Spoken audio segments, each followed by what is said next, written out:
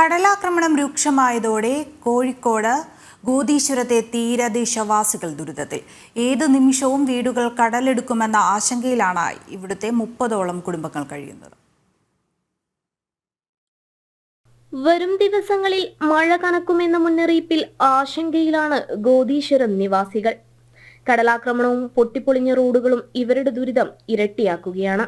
വീടുകൾ ഏതു സമയവും കടലെടുക്കാമെന്ന ഭീതിയിലാണ് ഇവർ ദിവസങ്ങൾ തള്ളി നീക്കുന്നത്. ഗോദീശ്വരം ക്ഷേത്രം മുതൽ ഗോദീശ്വരം ശ്മശാനം വരെയുള്ള റോഡ് ഏതു നിമിഷവും പൂർണ്ണമായും പൊട്ടിപ്പൊളിയാമെന്ന നിലയിലുമാണ്.